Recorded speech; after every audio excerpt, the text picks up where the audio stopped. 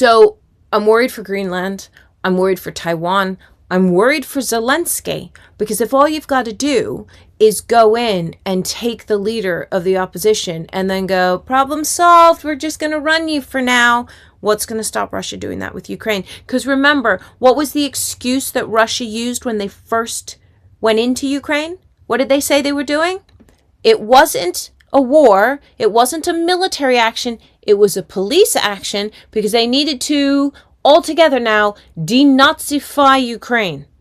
They needed to denazify it. They needed to take away the bad guy. So here is Trump with, everyone agrees, a literal bad guy who's stolen an election and has run his people into the ground and has just consolidated power for his own, preferences.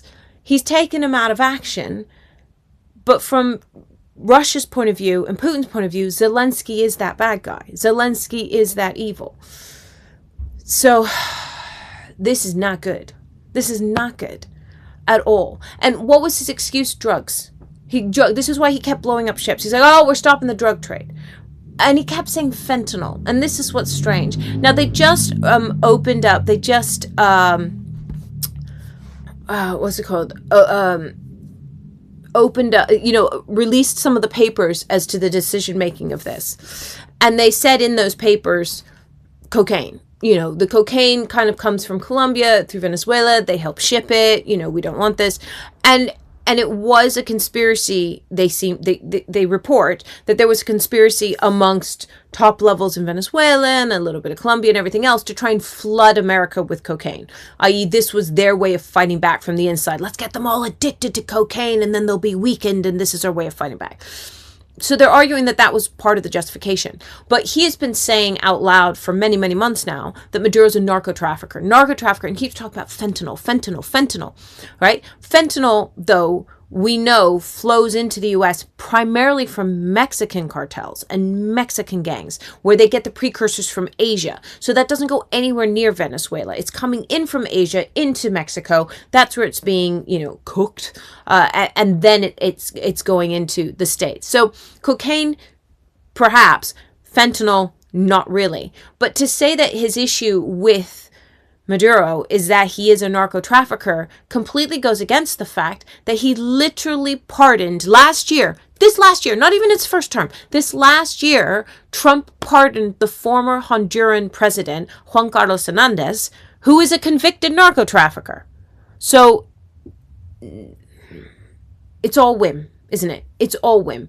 And everyone can see it for what it is. It's partly to distract from the fact that the Epstein papers are really painting a more and more vibrant picture of exactly how involved Trump was, or how close he was to doing similar things to Epstein, allegedly. I mean, I'm not saying that. I'm just saying it's closer. Allegedly, like we're getting more and more pieces of a puzzle, and it's starting to paint a very ugly picture that a lot of us are not pleased or ever want to look at.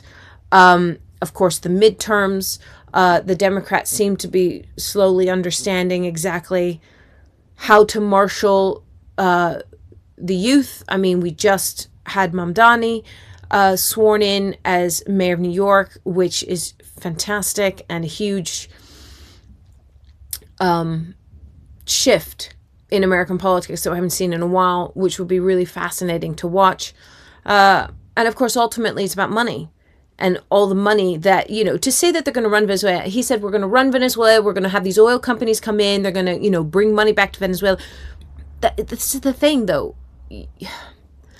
American oil companies are going to take all the profit. It's not going to stay in Venezuela, is it? It's going to go in, they might be hiring thousands of local Venezuelans to work now in the oil fields. They might bring some, administrative infrastructure and the rest of it. But how much of that money is really going to stay in the country? Do we think that the Americans are going to pass any kind of rule of law that states, hey, even though you're an American oil company, this is still Venezuelan, oil, and a certain amount of this money needs to stay in the country? I don't think so. I think that Venezuela is just going to be raped for its resources, and that economy is not going to recover because America doesn't need it to recover. They just need the oil to keep a pumping. That's all that they need.